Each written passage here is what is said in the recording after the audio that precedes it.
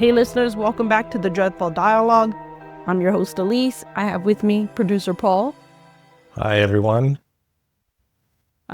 We have a tradition every year for Halloween. We pick 31 movies. We watch one every night and they can vary. So for 2025, we're splitting our video into two. We're going to give you guys our first 15 movies and we use a couple different parameters for this, right? New ones that we haven't seen, old ones we haven't seen. Can be movies that are popular. It can be B movies. It can be Well, what did you typical movie. What did you use as your choosing grounds of these movies? Just something that I've either never seen before or that I'm not sure if I've even seen it because I've seen so many movies over the years that every once in a while you're like, I don't even know if I've seen this, or maybe I saw it so long ago I couldn't remember it. I look at different lists. I just kind of go through all the streamers and just start writing down movies that I'm like, oh, I wanted to check that one out, or I've never heard of that one and it seems kind of interesting. How do you choose yours? Kind of similar. I think I look at what is available in the different streaming services. So my first choice was going through Tubi and their ridiculousness in movies. So I wanted to definitely get a mix of really silly movies and some of the movies that are mainstream that I hadn't watched yet. So still going through lists, as you said, of what people recommend. There's always And currently we're getting invaded by our cat. our cats, the Dreadful Dialogue mascots here. That's why we're kind of looking around like, I don't know if they're going to hop on camera or not. We got open laps. Yeah, and October's pretty cool though, because like that's when there's just like a buffet of horror movies to choose from. Usually you have to wait until they've come out on streamers, and in October it kind of gets like hard to choose because like most streamers, they know they're not going to just get like people like us that are into horror. They're going to get like people who want to watch it just because it's Halloween season and they want to check out spooky movies. So makes it hard to pick. And so this year you went first. So what did you choose? I chose Hush from 2016, and I picked that one because I've really become like a big Mike Flanagan fan. I love the Fall of the House of Usher, Midnight Mass, and this is one of his earlier ones, and it has his wife in it. Well, that's what was funny is that I had never heard of this movie or knew anything about the movie, but I recognized a bunch of the actors. I'm like, aren't they in like all of these other ones? And she tells me, oh yeah, they're in all of his movies. So it made sense. The Flanaverse. Yeah. People call it the Flanaverse. People that are diehard Flanagan fans say like, in Flanagan we trust, and I've totally bought into being one of those. I don't think it's as good as his other stuff. It was entertaining. It's about a lady who is deaf, and there's a guy that's not like just a home invasion. He's killing people, and she's trying to outsmart him essentially. And it's got, of course, his wife, Kate Siegel. She's in all of his stuff. And like I said, I wouldn't call it my favorite Mike Flanagan film, but it was entertaining. So how are we rating these things? Like thumbs up, thumbs middle, thumbs down? Oh, I don't know. I didn't even plan on rating him. I'd give it a middle, I guess. Sure. We're winging it here. Got to come up with something for people to... We don't really... I mean, I say check it out. I don't think it's something you should pay to check out. You should wait till it streams. Don't pay the video on demand. Wait till it's streaming somewhere and watch it. That's I'd give it rate him. Is it worth spending money on or not? I'd give it a middle thumb. All right. So Paul loves ridiculous movies. Tell us this first ridiculous movie that you chose. So my first movie is Murder Size from 2023. Now, back in the convention that we were at, I remembered Darcy, the mail girl from Joe Bob. You know, they have, what is it called? Slasher Size. And I was like, this is her movie. I know. This is not her I movie. was like, okay, Slasher Size. And I remember seeing something called something similar, Murder Size. I think it's in the same vein in terms of 80s, crazy hair, aerobics. And this movie was about a D-movie aerobic workout video that was being made and one of the girls gets mad at the other girls and starts killing them. And then there's actual other killers that come in and start killing people. Very the storyline wasn't connected and very well. A lot of plot holes. A lot of plot holes, but it was more about the girls and a lot of nudity. Very silly. It was a mid for just to entertain. Yeah, I'd give it like not a full thumbs down. I'd give it like somewhere in between. I mean, again, don't pay for it. It's definitely a to-be movie. Watch it when you're gonna have a drink or you're gonna smoke or take a gummy or something. All right, so that was Murder Size 2023. A movie that I picked. I've been wanting to see it. Just we don't make it out to the movie theaters much anymore. We tend to have to wait till things come out on streaming. But it was 2025, Bring Her Back. And this is from the same brothers that wrote and directed Talk to Me. And I guess they're in the connected universe. And it's kind of a supernatural mystery. It's really hard to talk about without completely spoiling it. I would say if you're going to watch it, maybe not even watch a trailer. I would just say go into a blind, and I think it'll really be enjoyable that way. What'd you think of it? Yeah, it'll be interesting to see how it is connected to Talk to Me. I mean, that one, such a great movie. And this one, very disturbing plots that are involved in it regarding like child abuse and stuff like that. So it's kind of a touchy subject. Definitely, but no, it's a good movie. Yeah, it's heavy. It's heavy. If you don't want to see that sort of child abuse, I would not watch it. Just a warning for you, but I'd give it a thumbs up. Yeah, definitely. And then my next one was The Night of the Dead Sorority Babes. So this had the same actress from Murder Size one. Her name is Jessa Flux. And she was in one of my other movies that I enjoyed watching called Crackoon. It's same thing on the lines of just silliness. It's about some girls who are pledging for a sorority. Granted, like all of these women that are in there, they look like they were in their 40s or late 30s. So, it's kind of hard to go with pledging for a college sorority.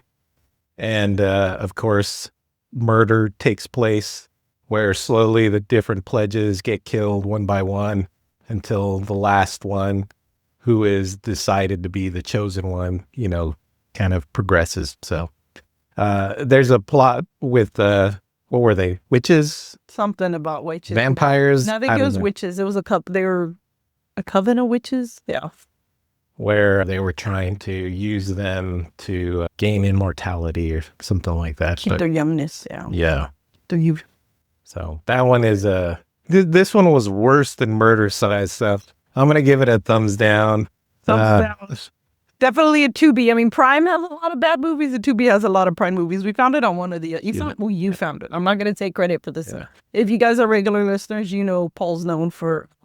And I promise my movies will get better over time.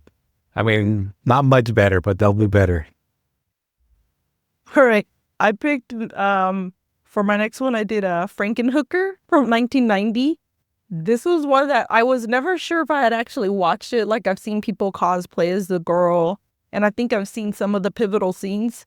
But to see it was, it's crazy. It's about a guy who his girlfriend dies and he brings her back to life using body parts of hookers. And it's the name Frankenhooker. Kind of gave me Reanimator vibe. Yeah, definitely.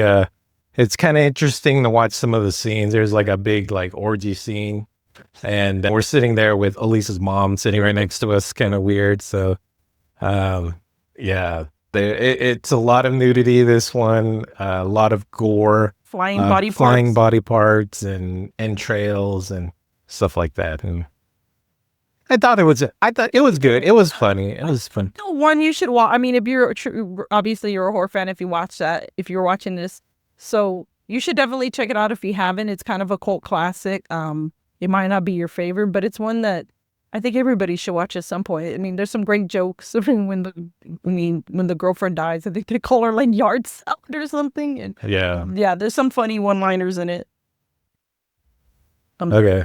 Thumbs up. Yeah, I'd say thumbs up. Thumbs up. Yeah. All right. Now, this one, probably objectively the worst movie on this list Night of the so Dead Sorority far. Babes.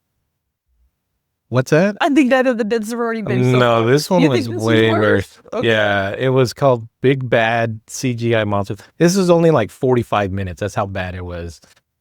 It was kind of a combination of bad CGI monsters, like bad CGI gator, bad CGI, bears? I don't know. Yeah, There's the CG. a lot of bad CGI, blah, blah, blah animals. This one was a culmination of everything. So they had bad CGI cougar with cocaine. So it was like a cocaine cougar. They had Or was it a panther? They panther. had bees or hornets, I think. Yeah, big hornets that were terrible CGI. There was a T-Rex that was filmed at the movie T-Rex statues In Palm Springs? in Morongo, Cabazon, yeah, in technically. Cabazon. From like Pee Wee Herman, right? From the Pee Wee Herman movies, they used the same one. Exactly, yeah. Yeah. It was And it in comes Pee Wee. alive. It comes alive, but in a bad CGI way. Yeah, there's a snake, and then basically they all start fighting each other, and that's what it ends up being. It's really bad, terrible. I decided to go a little old school. I went with an anthology, The House That Dripped Blood from 1971. I knew it had a lot of important actors in it. It had Peter Cushing, Christopher Lee, and it's on a lot of lists for just Had Grand movies. Moff Tarkin and Count Dooku in it. That's what stood out for me. To me, it was a little slow, but I was like, hey, that's Count Dooku. Yeah, I think yeah, that's true. It had like 4 different stories, and there was only one that like really stood out to me, where there's like a guy in a museum and they're drawn to a statue, and the statue or the head of this woman is like somehow killing people. So it's a good classic to watch. It's like he said, it's kind of slow. I'd give it not a middle, a little, almost a full thumbs up. I'd give it a mid. Okay. I lost the attention to it many times. I wanted it to have more like English humor in it. Yeah. That's like my favorite part of watching, anything from like the UK. I like the humor usually. Okay. What was my next? You did this one, Another Cabin. Another Cabin in the Woods movie. Okay, from 2024. So these are all newer movies. Like I said, I was looking at some of the ones that were showing up in Tubi, but this one was interesting. It was funny to me. It's kind of like a not another teen movie style. It's a spoof. Same thing. These couples, they go to a cabin, and there's a weird neighbor who looks over the cabin, and they're obviously trying to point to him as being the killer, but he ends up getting killed, and it's not him, and everyone else gets killed along the way. So it's an entertaining movie. I would give it like a one thumb. A one thumb? A one thumb up. That means you can't give them a thumb up. No, I'll give them a thumb down. Okay, yeah, so it's a one thumb. One thumb? We're just changing the rating. We got It's a one thumb up. It's a one thumb up. That means you can't give it a thumbs up. I don't understand this, but it is what it is. All right. Next movie, The Blackening from 2022. I've been wanting to watch this movie for a long time. I just couldn't find it streaming. It's about a group of black friends. I believe they're like sorority or I think they were just sorority, or were they? Or they were just friends from college. They weren't a co-ed fraternity sorority type, or I maybe a didn't catch college that. group, a club, or maybe they were just a tight group of friends. But they go to this house, a cabin in the woods, essentially, right? And they get tricked into playing this game where they have to answer black trivia, and you're trying to figure out who's the killer or killers are, and some really good humor, some really interesting tropes. It was really cool. Had a lot of I liked that one of the writers, Dwayne Perkins, he also played one of the main characters, Dwayne. Jay Farrow, is that his name? Or from we're a fan of him from Saturday Night Live. He's got a role in it, and I liked it. It was really good. I thought it was a good movie to watch. It had a lot of social commentary in it, so it's worth checking out. Thumbs up. Thumbs up. You did the next one. Insidious. Yes. We were talking about watching this movie or having not watched this movie.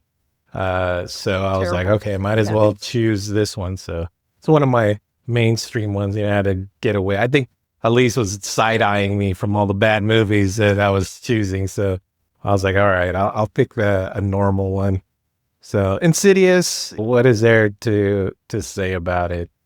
It's about a possession, essentially, or something trying to possess. Trying to possess astral projection. It has astral projections from the kid where he leaves his body, and he's trying his body being empty now wants to a demon wants to possess him. Interesting concept. It was a hereditary thing, like the dad could do the same thing, and they kind of kept it quiet with them, and I liked it. It was a good movie. Yeah, it was better than I thought it was gonna be. I'd seen it, I think, not all of it. I think I'd seen bits and pieces of it. It came out in 2010, and I know we'll probably catch a lot of heat because it is really popular in the horror fandom.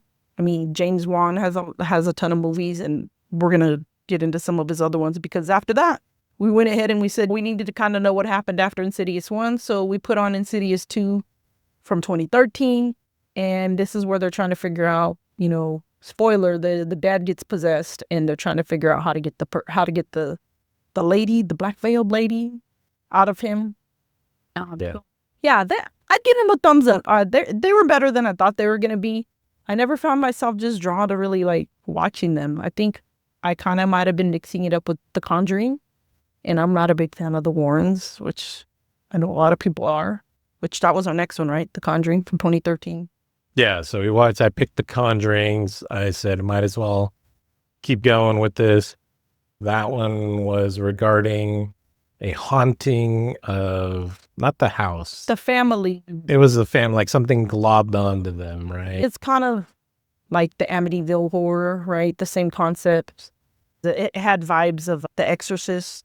And they have to perform an exorcism. It ends up getting inside the mom. She's trying to kill her kids. It really wasn't like super surprising. It's kind of a trope or a common storyline that's used in a lot of horror movies. Again, I can see why people really like it.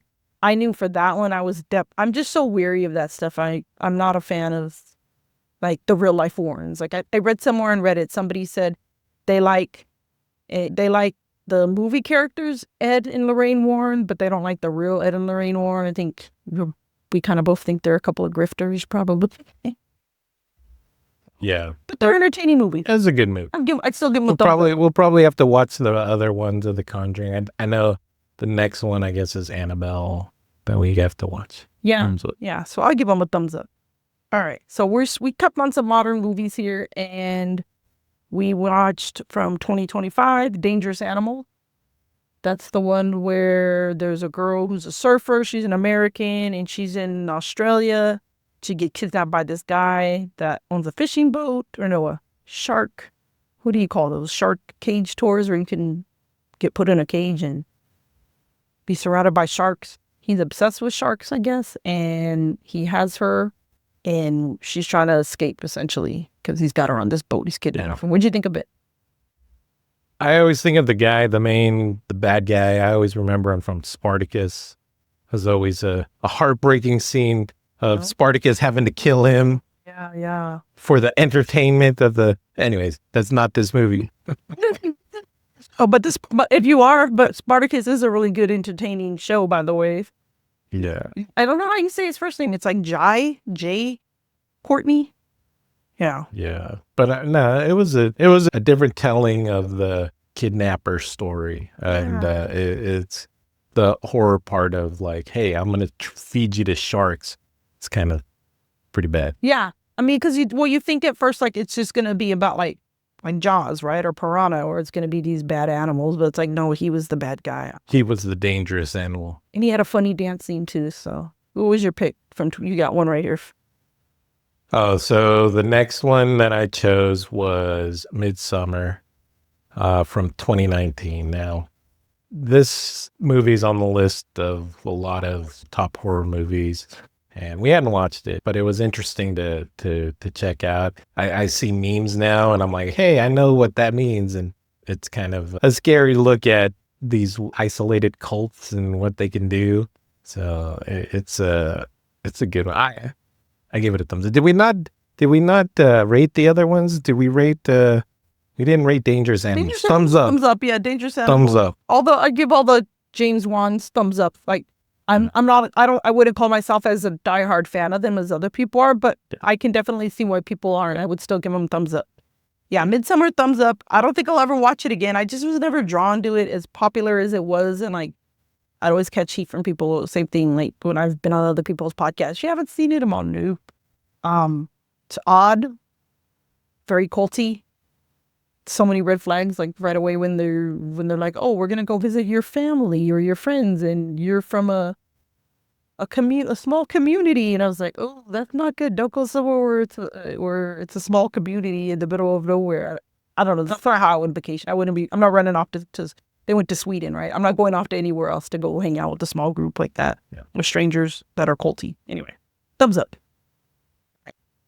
And then our last pick for this list was called Hilarious, Hellarius. And this is from 2019, and it's another anthology.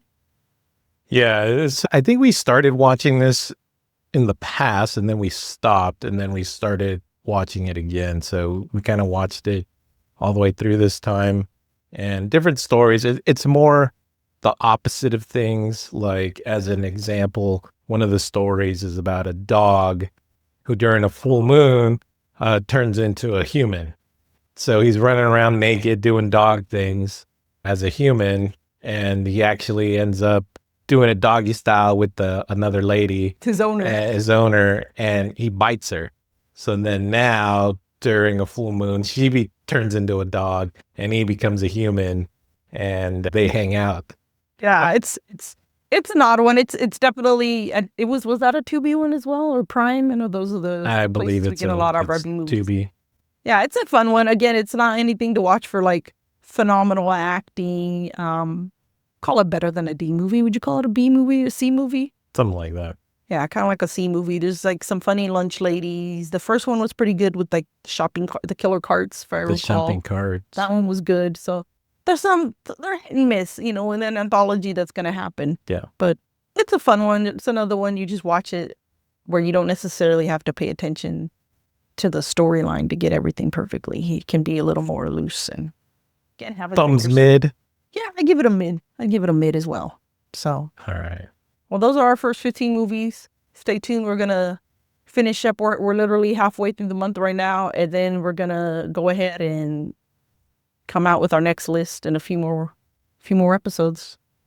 I'm definitely going to pick more bad movies. So he loves animal mashup movies. It's like animals and drugs mashing together. Great movie. Oh, but let's also... Meth Gator. Let's also tell the listeners about some of our spooky things we went to. We went to Paranormal Cirque, which was a horror-themed circus, and I thought it was going to be just like bad circus acts. I feel bad saying that, but it wasn't. No, it was like a Cirque du Soleil quality of performers. They were really excellent. Yeah, they had my anxiety going. Like, there's like a lady, like it's just holding onto her hair and she's flying, and there's like aerialists and these guys on these, I don't even know the names of these proper things because I never worked for the circus. These things are tumbling on, and then there's some funny comedy in between, and it's all horror themed. What's really cool though, I did a little background research on them, and Paranormal Cirque is part of Cirque Italia. So when they're not doing their Paranormal Cirque, which they do just for the spooky season, they do operate as a circus that's not, or a cirque that's not horror themed. And it looks like they have at least 3 troupes, maybe 5. And we saw the Paranormal Cirque 2 troupe. So they have several troupes. You can find them online. They're on Instagram. They're on all the social media under Paranormal Cirque. And we saw Paranormal Cirque 2. And like I said, really funny, really entertaining, high flying stuff. I loved it. It was fun. It was great for spooky season. Yeah, it was good. Definitely, like I said, they're excellent performers, and to see the quality of professionals that they are is really amazing. You know what they do. Yeah, we have a short on YouTube, so you can check it out if you want to get a little taste of it. And they're still on tour throughout the country. I see that they're all over. So if you can't check them out for the Paranormal Cirque, maybe check them out if you want to just see their regular Cirque. It definitely reasonably priced tickets. It's not a huge big top, so no matter where you sit, there's going to be good seats. So check it out. Yeah. All right, guys. Well, we hope our dialogue wasn't too dreadful for you guys, and thanks for joining us again, Paul. Yeah. Sharing all your not so bad movies. I'll make sure to cut out all of that criticism of myself from her. All right, guys. With that, have a good one. All right. Bye.